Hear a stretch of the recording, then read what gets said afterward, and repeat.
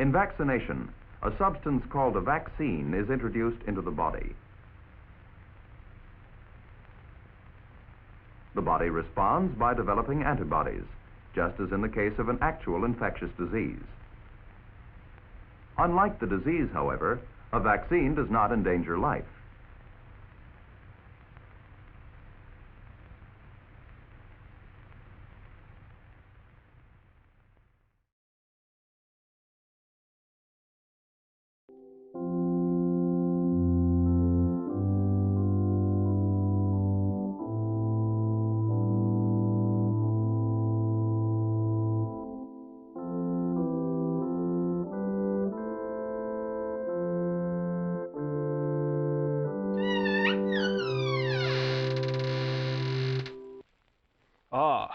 Welcome, foolish mortals, to Count Gauntly's Horrors from the Public Domain.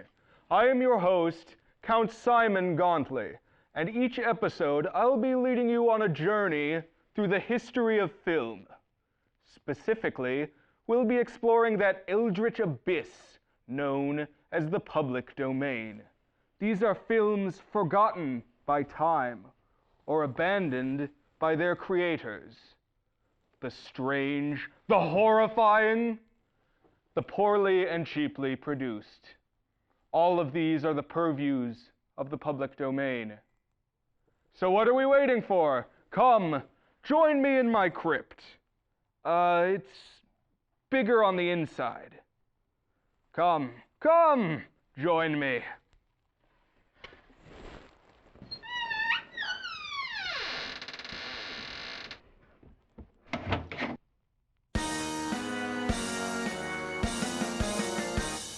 There lived a man so long ago, Count Gauntly was his name. His horror host abilities had brought him wide acclaim.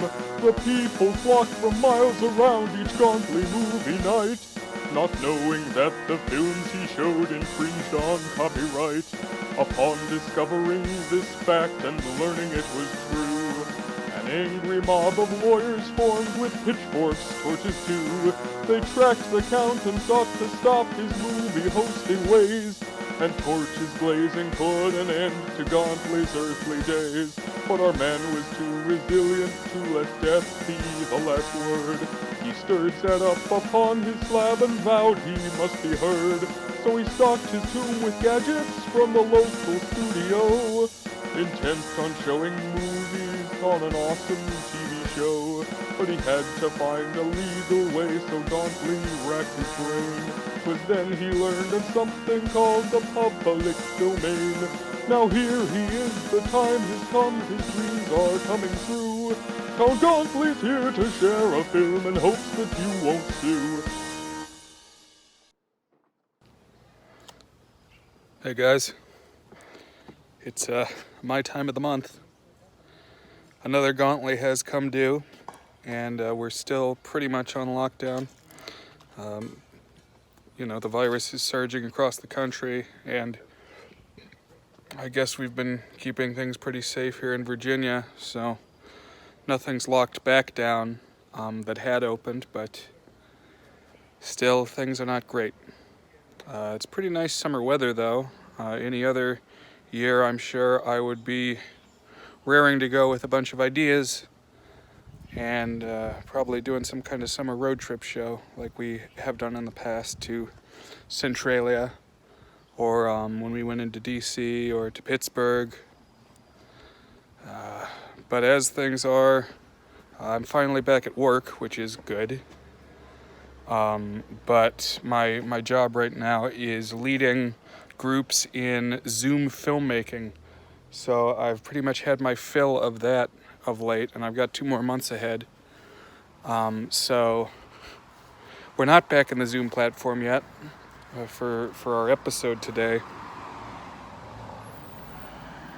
So I don't really know what we're doing, but the episode is due tomorrow.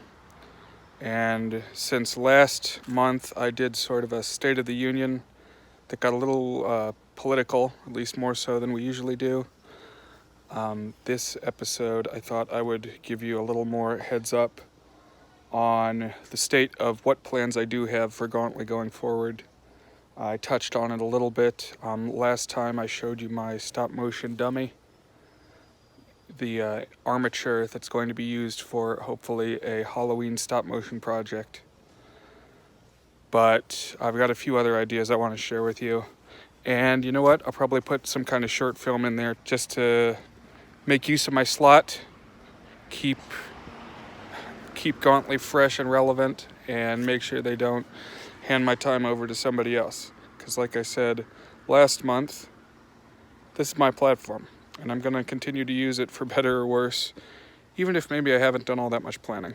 So here is one project that I'm going to show you now that's on the way, God willing, in the future.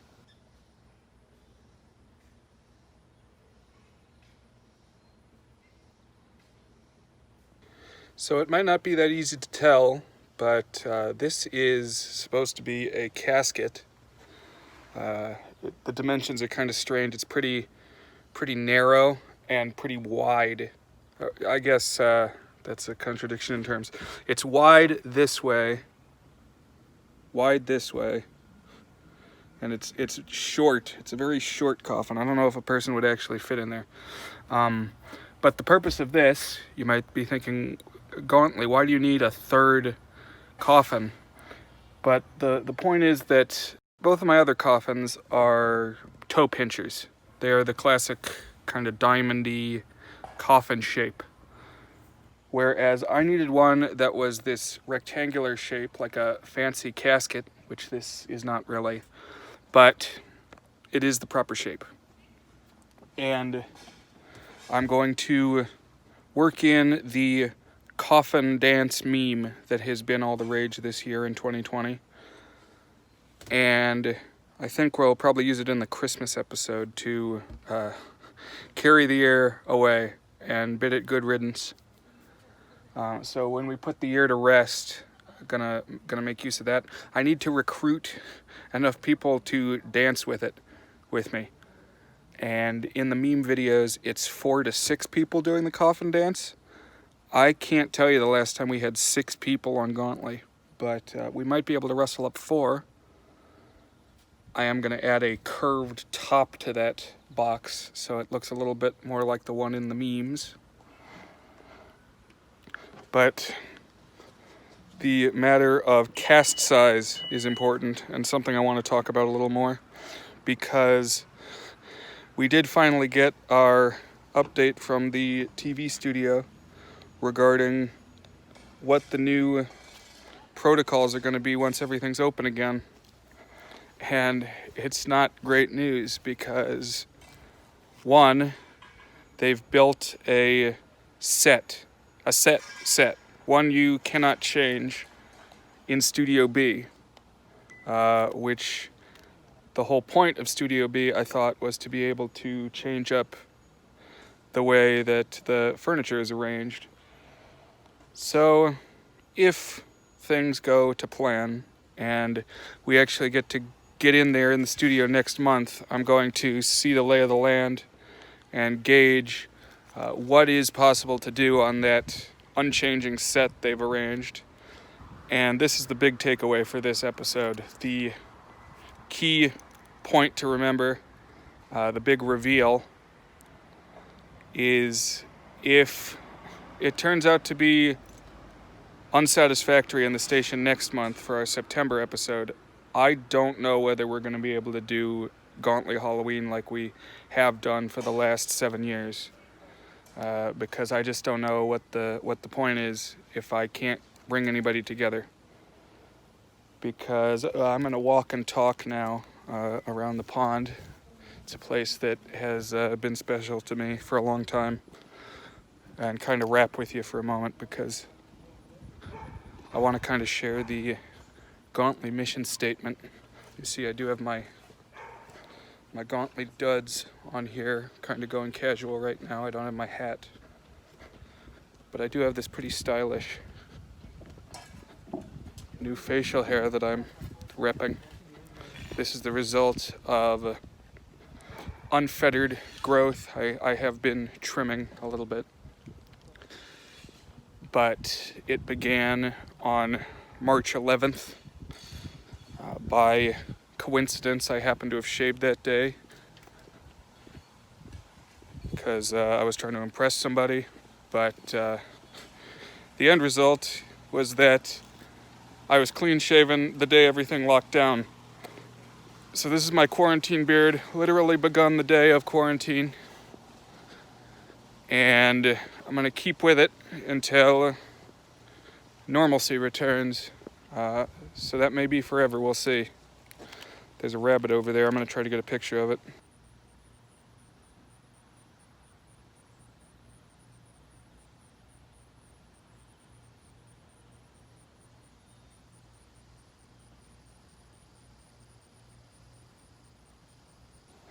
But now where were we? Gauntly mission statement. Now, since the beginning, I've used Gauntly to achieve two purposes, two ulterior motives which have really been the driving force behind continuing to produce the program. So, number one, it gives me an excuse to do a lot of the things that are my favorite things to do already. So it gives me an excuse to try new foods and to go new places and to buy a lot of crazy kitschy crap to populate Gauntly's crypt, you know. I'm always on the lookout for things like a free electric chair in the local Facebook groups, or a suit of armor, or a guillotine, and I can use the show as an excuse to take those things home and not get my cohabitants too angry at me. But then the second factor that drives Gauntly is perhaps equally as selfish, but it gives me an excuse to set up social events. I have a place to invite people when I have a studio time slot booked. And when the studio is closed forever into the unforeseeable future, then I'm out of luck. I don't have anywhere to invite anybody. I'm not out in the world meeting people, and those I have met, I have nowhere to take them.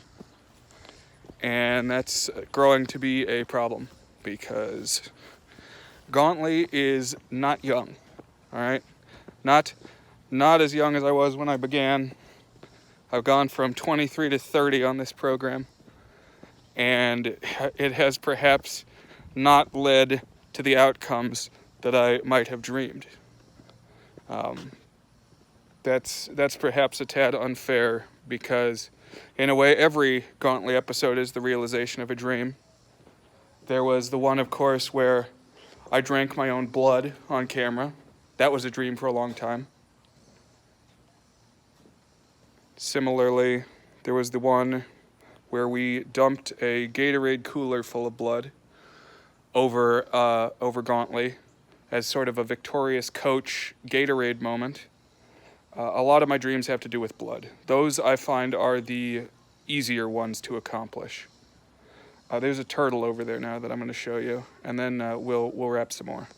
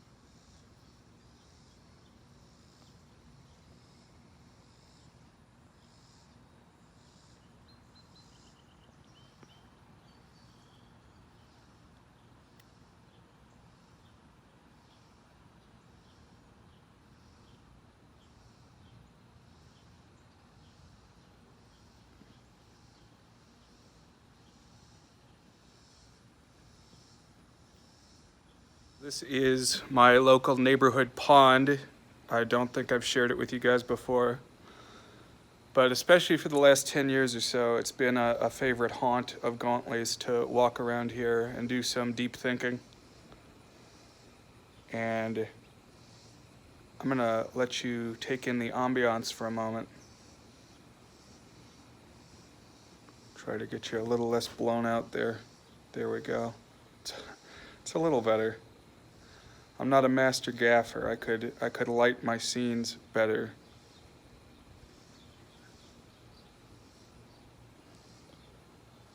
But listen and you can hear the wildlife. We're here in the middle of suburbia, but there's a little patch of greenery here that might convince you otherwise. You can hear the insects, you can hear the birds. Lots of turtles down there, as you saw, which is pretty neat. It seems like there have been more of them than usual with all this new status quo. Once things lock down, oh my gosh, they're just all over the place. There was a great big one that just dove down. I wonder if he'll pop up again.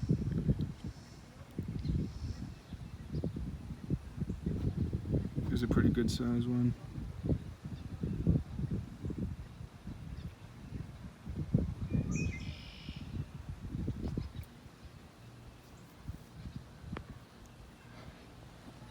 I've been coming out here to fish and things since I was a little kid.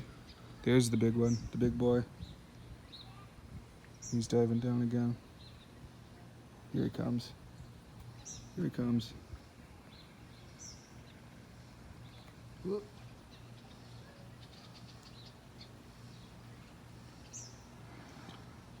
You know what? This is pretty good footage, so this is the turtle show now. This is the turtle episode. When I'm looking for a clip for the retrospective when we inevitably reach episode 100, I'm definitely going to rely on this footage here. Look how many turtles.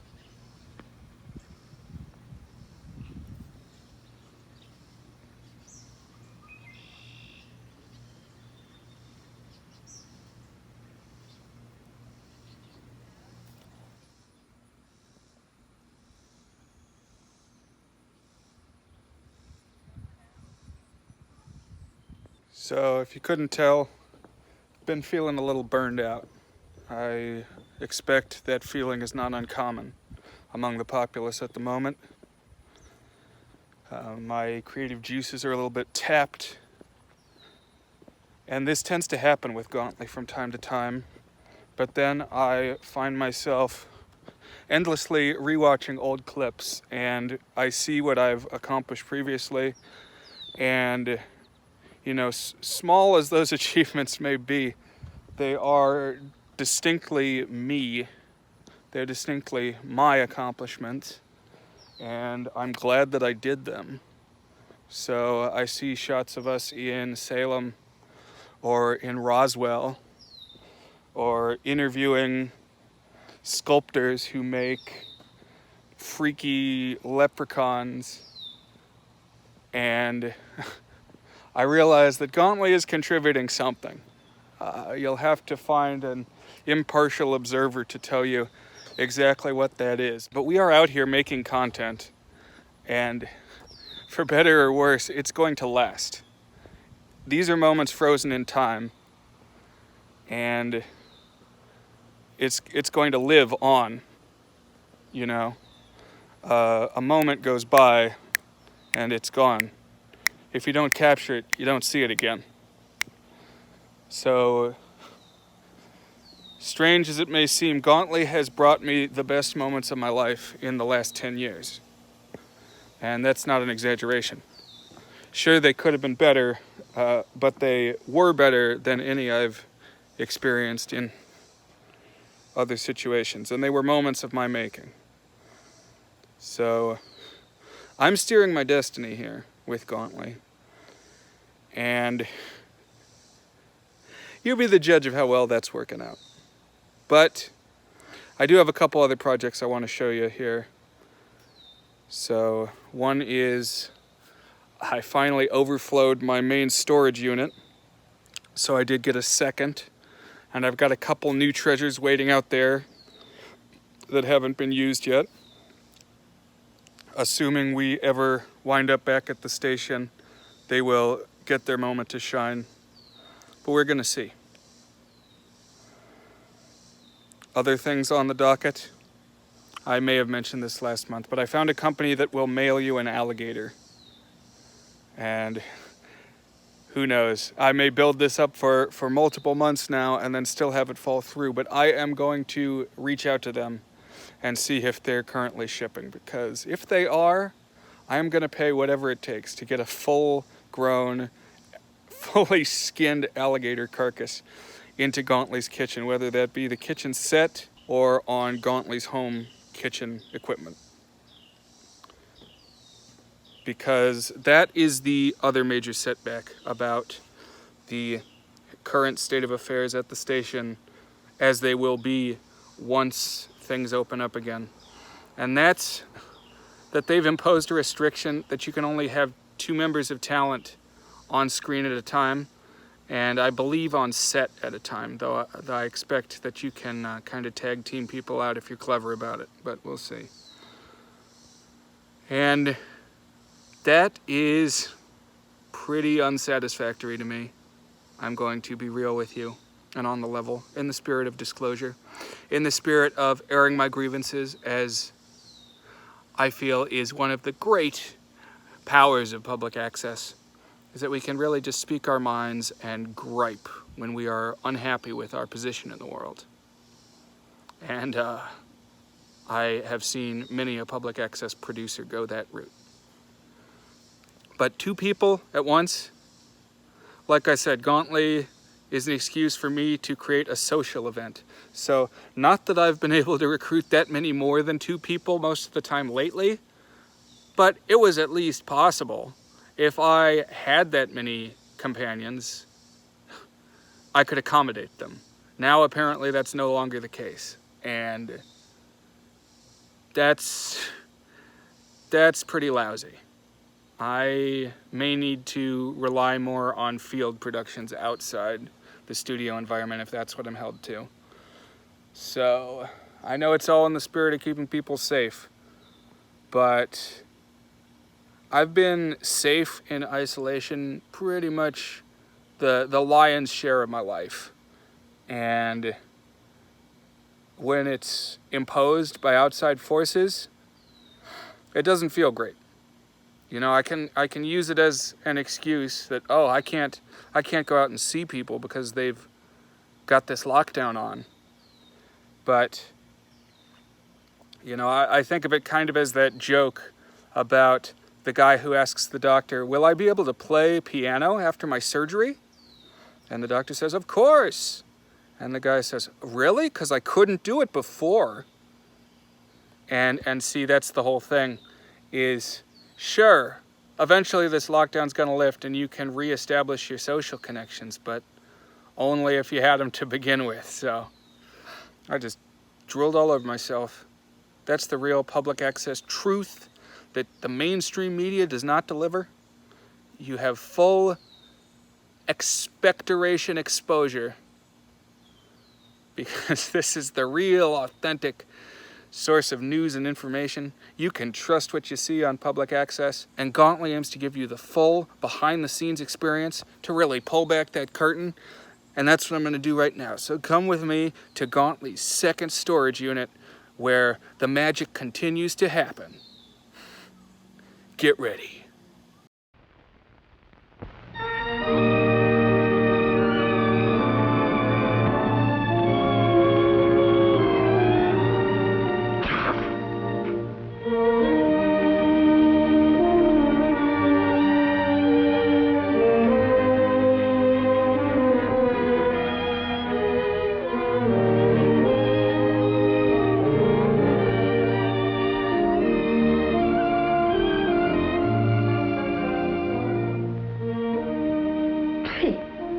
The symptoms are quite familiar, and very likely you'll come up with a correct diagnosis. Yes, it looks like a cold, a common cold. Runny nose, headache, achiness, very often a slight fever. Those are some of the symptoms of the common cold. Well, how do we get into that unhappy state?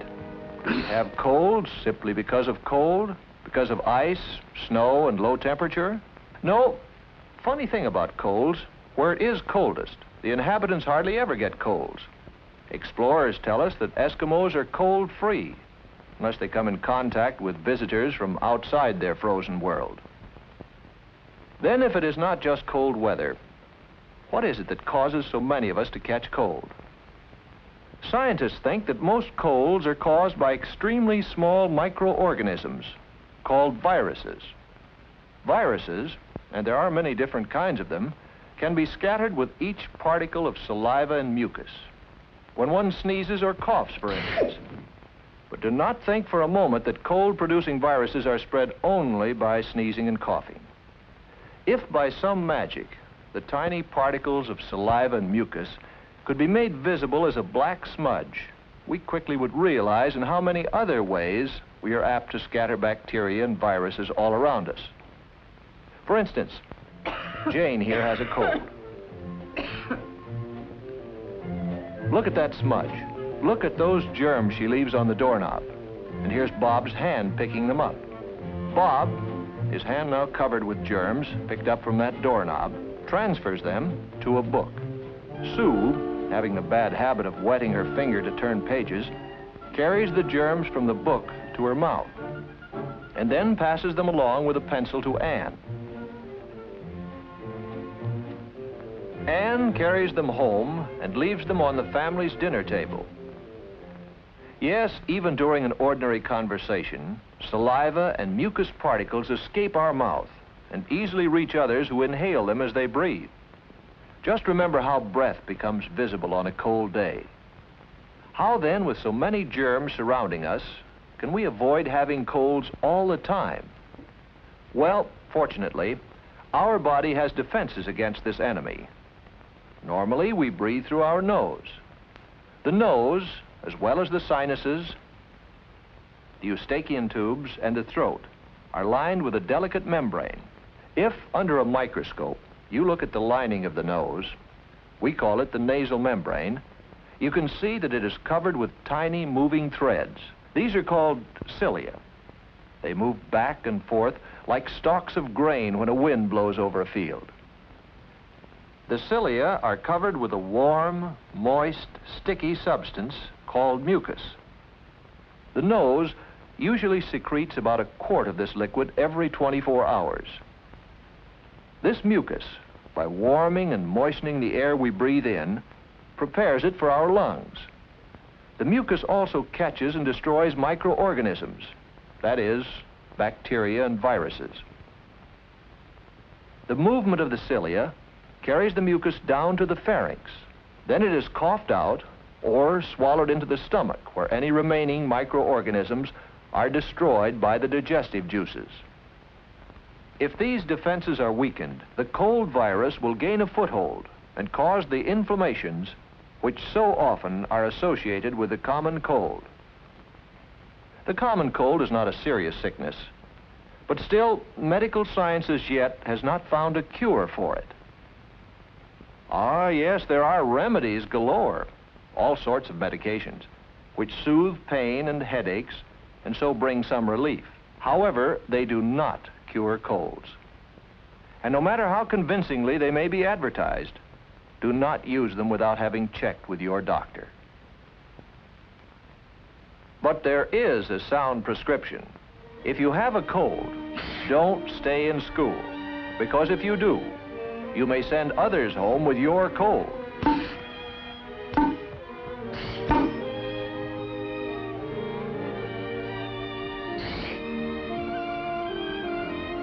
If you have a cold, stay home.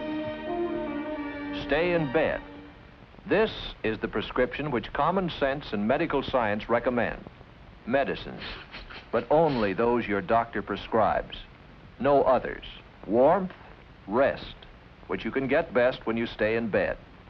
And while you're there, you might as well make the best of it.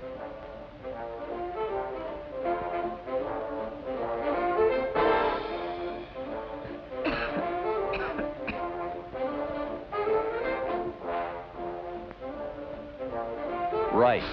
use tissues instead of handkerchiefs. That way you'll dispose of the germs much better than when you blow them into a handkerchief. However, should you not feel better in a couple of days, or if you keep on having a fever, you should ask your parents to call a doctor. You see, what you think is a simple cold could really be the first symptoms of some other disease, such as measles, infantile paralysis, diphtheria, whooping cough, scarlet fever, influenza, and others. However, even if your illness proves to be only a simple cold, it is still important that you take care of it. A cold which is not treated might very well back up along the mucous membrane and so invade the sinuses, the cavities in the bones of the face and the skull. Or the infection may reach the middle ears when it invades the eustachian tubes, which connect the middle ears with the throat.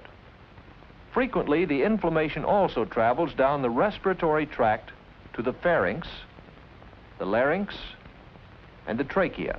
Your throat feels sore and your voice is husky. It travels to the bronchi. You have a bad cough. And occasionally even to the lungs, and that is pneumonia. These are painful complications, and they often take a long time to clear up. The best defense against the common cold and all these other diseases is to keep up the body's natural resistance. To do so, you must eat regularly and well-balanced meals. That is, meat, vegetables, fruit, milk, and so on. Get lots of exercise and fresh air, but do not exhaust yourself.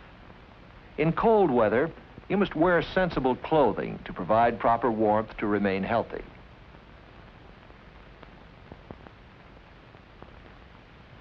Go to bed at a reasonable hour. While you grow, you need about 10 hours of sleep each night. Sleep recharges the body's energies. Protect yourself against infection. Keep pencils and other things out of your mouth.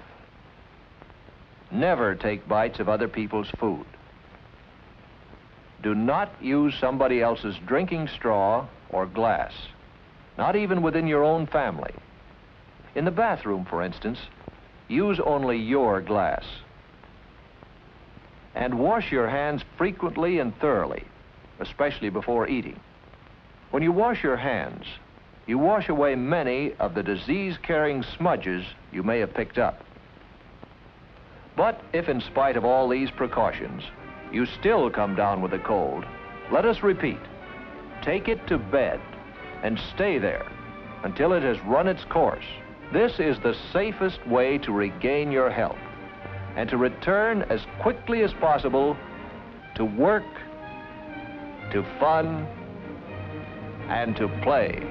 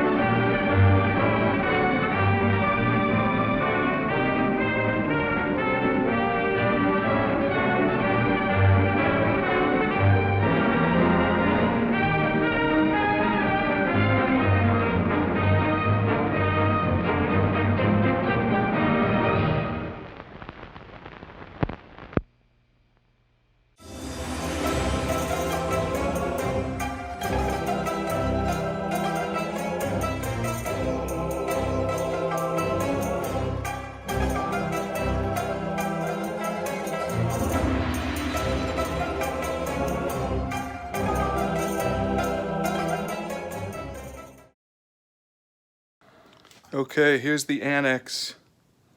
Get some overflow in here. The coffin is under this sheet thing, the big, fancy purple velvet and zebra skin coffin that has made a few brief appearances, hopefully more before long. And this isn't much to show now, but it's the reason that we're here. I've got these pieces of drywall that I've been accumulating, and the idea is that I'm going to put a heavy backing of wood on them and hinge them together to form a 3-walled backdrop that can hopefully be Gauntly's home away from home. So I'm going to be working on that as the summer goes on. It's July right now, even though you're watching in August. And hopefully I'll be able to put something together before September for our Halloween show. I'm going to put some castle wall print wallpaper on there. The main logic behind this is not just to have a home away from home, but to allow me to hang things on the wall, which is something Gauntly has never been able to do at the studio. We've always had to use the green screen wall, but now we can put things up. So I've got like a big traffic light. I want to lean up some big stuff, like the King Tut bookcase, and I want to hang a giant dragon head that I got. I think you've seen it in one episode, but I want it to have a permanent place on the set, so that's another project that's in the future. Okay, did you like that? I scored that King Tut bookcase from a Facebook Marketplace group like I was talking about earlier, and frankly, that's a good bargain to me. So I made that deal, I brought it on home, and hopefully sooner or later it's going to get a spot in Gauntly's crypt. I've been planning to build a permanent Gauntly set that was semi-portable for a pretty long time, like maybe 2 years at this point. But it is a big undertaking because once I've put it all together, I'm not sure how I'm going to be able to move it. I think I'm going to need a large truck of some kind, which may or may not be in the cards if we're being realistic, which is something Gauntly rarely is. And then there's the matter of where do I even set it up to film with it. It would have been good for the station, arguably also good for shooting outside the station if I had a big enough free space to set it up. And so that might be like a barn or an empty storefront or something, which are not exactly dropping from trees around here. But we'll see. I have been assembling all the parts that I need to put it together. Hinges on those walls, dragon heads on those walls, get the suit of armor in there, get King Tut in there. And I think it's going to be pretty visually striking if it ever actually comes together. It's a picture in my head right now. Maybe someday it'll be in yours.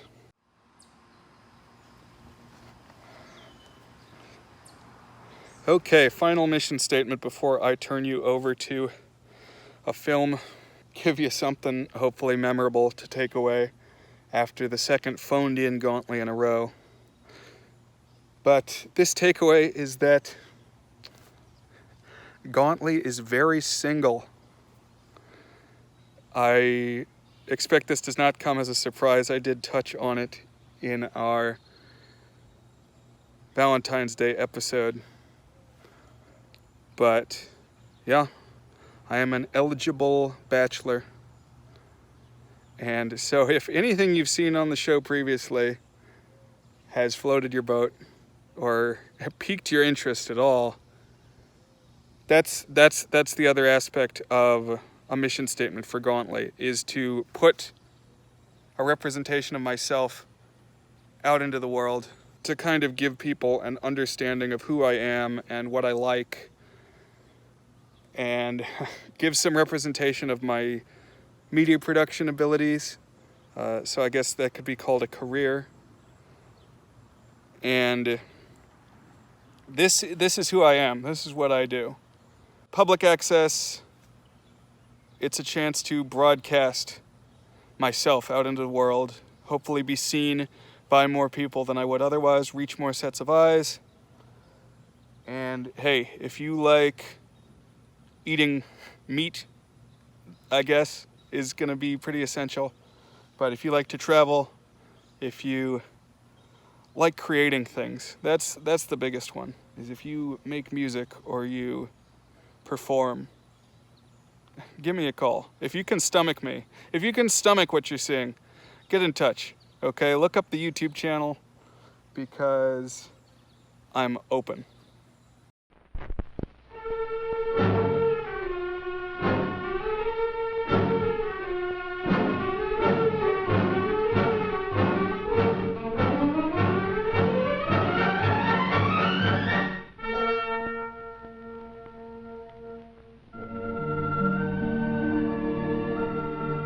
the gateways of our great harbors, the United States Public Health Service maintains quarantine stations.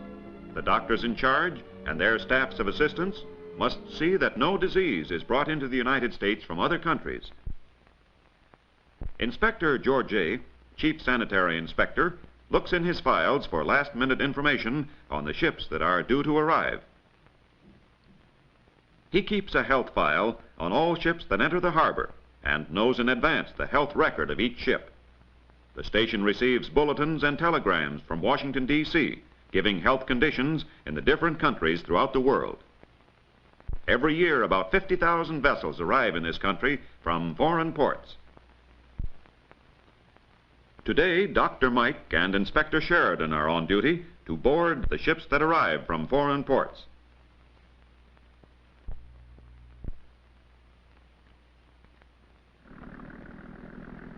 They receive a last-minute report from Inspector George and are on their way at 6 o'clock in the morning. If there is a serious illness aboard a ship, the captain must radio the quarantine station before entering the harbor. With modern radio, the inspectors are equipped with a great deal of information before the ship arrives. Dr. Mike, the quarantine inspector, will examine the crew and passengers, and Inspector Sheridan, the sanitary inspector, will examine the ship, the cargo, and any animals that may be aboard. The first boat for inspection has come from Singapore, a plague port, that is, a port suspected of plague. It will be searched from bow to stern for rats, because fleas on rats carry the dangerous plague. Except for North America, England, and Northern Europe, most ports in the world are considered plague ports. The ship flies the yellow quarantine flag, a signal that it is ready for medical inspection. The officer will report immediately to the captain and examine the ship's papers. While Dr. Mike examines the crew and passengers, Inspector Sheridan goes over the ship itself. Cholera is carried by contaminated food and water, and so he will check carefully the plumbing, pantries, and kitchen. The quarantinable diseases are cholera, plague, smallpox, typhus, and yellow fever. The inspector is trained to judge from appearances the health condition on board. A ship needs good housekeeping just like a home. He looks for any sign of rats, such as footprints or rat nests. On a clean ship, it is difficult for rats to hide or to find food. The public health authorities have worked out certain tests for a ship. If they can find traces of 5 rats, they know that the ship should have a fumigation. Inspector Sheridan points to the teeth marks of the rats on pieces of copra or coconut. He signals the pilot on the boarding boat.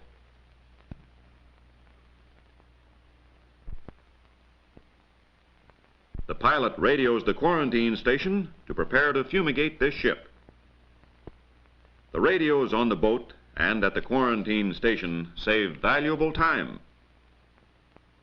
This large ship is ready for a fumigation. The crew and passengers have been ordered to leave the ship, but there's always a last-minute search for people who might accidentally be left on board. All through the ship, the call rings, "Everybody out! Poison gas!" The fumigation squads have modern equipment. They inspect the resuscitator. This machine can be used to give oxygen if any of the crew are overcome by the gas. It is possible for a man to inhale only a little of the poison gas, and this machine may be needed to save their lives. Inspector George watches the oxygen valve to be sure the flow of oxygen is even. The men figure the correct amount of gas needed to fumigate the ship. The number of cubic feet in the enclosed spaces in this ship will take 40 pounds of gas.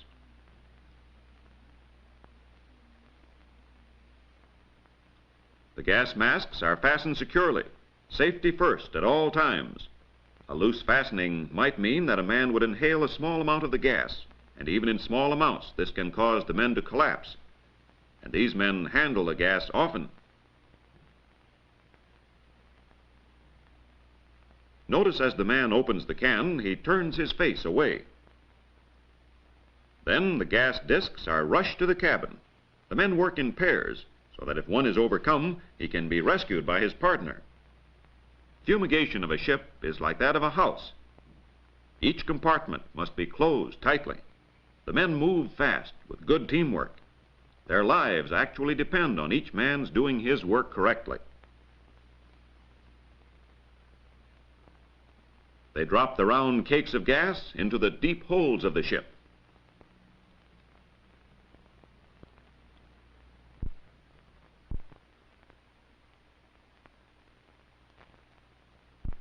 The men leave the ship for several hours in order to give the gas time to work.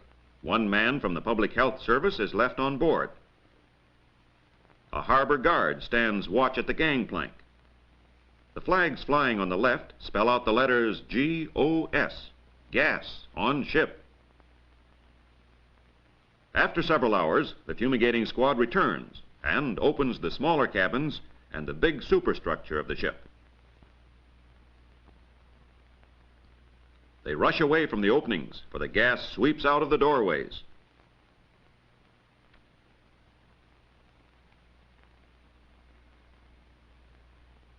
Then they start at the bow of the ship and open the covers.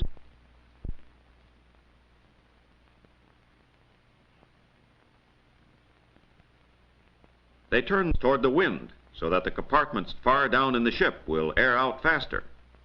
Everything is done as quickly as possible because every minute of delay means a loss of money to the steamship company. It is anxious to unload the ship and speed her on her way. And now up goes Inspector Lowe to remove the cover from the highest king post of all. Inspector Georget is proud of his corps of men. They realize the importance of their work, and our government trusts them to do a thorough job.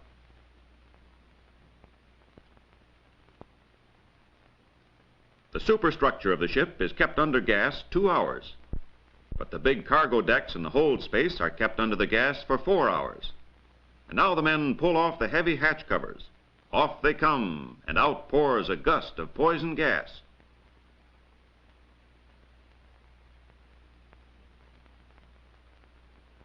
On the men go to the next hatch. Heave ho, and it's done. The ship is allowed to air for about 2 hours, depending on the strength of the wind. Then Inspector Georget tests the air in the holds to see if it is free from gas and safe for the men to enter. He lowers a special piece of litmus paper into the bottom of the hold. The content of the gas in the air will tint this paper a pink color.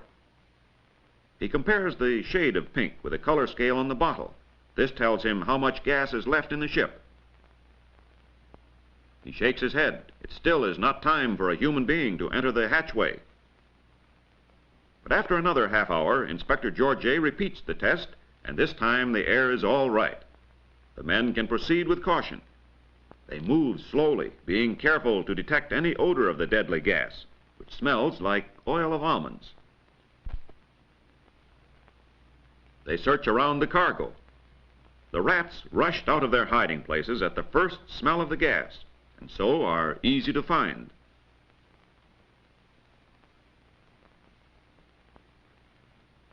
The inspectors bring up some rats for examination.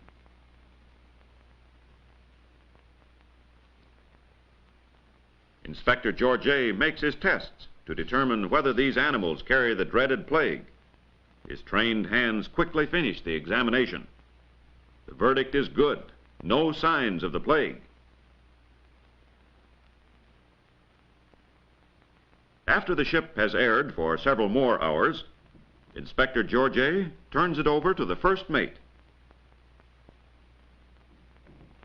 Both must sign the fumigation certificate.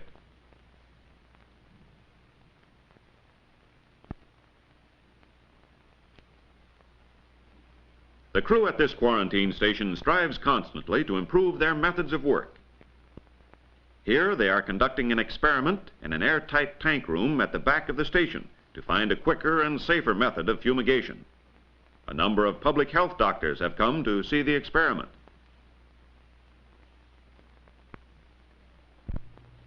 When ships enter a harbor, there are many different laws to cover each emergency. Dogs, cats, and monkeys must have papers to show that they have been vaccinated for rabies within 6 months.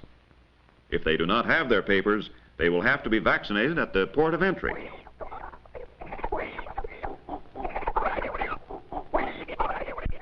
Parrots are allowed to be imported only for the zoos under careful supervision, as they may carry a parrot fever which attacks human beings. Animals like tigers are checked carefully at the port of entry. They do not carry human diseases, but are checked by the Department of Agriculture for animal diseases. And so, every hour of every day, the outstanding work of the medical quarantine officers protects our country, keeps it free from the dangerous plagues that may be attacking foreign lands.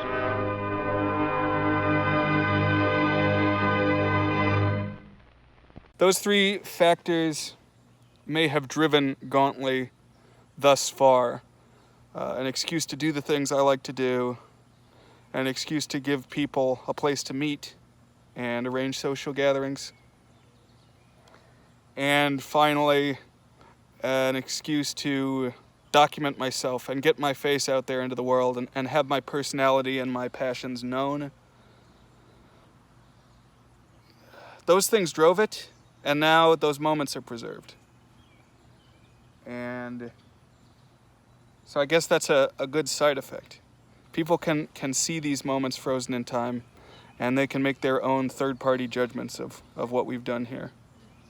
The judgment rests with time. Is that profound enough? Keep watching, keep tuning in from month to month. Hope you enjoyed the movie. See you next time on Count Gauntly's Horrors from the Public Domain, and as always, pleasant nightmares.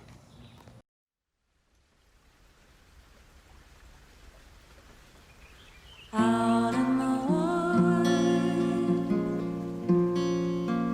warmth on my skin, Lalo's day, La vida, carry out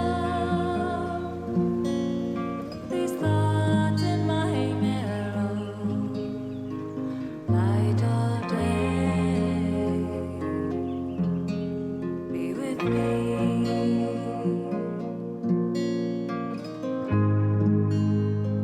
Past the frown fatal figures, I'm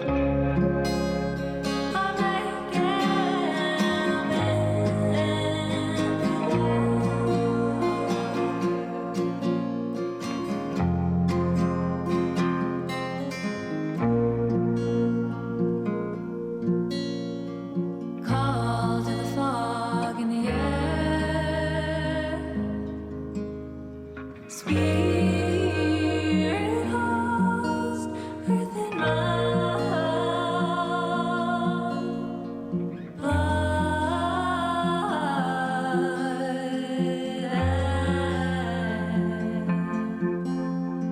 and bone.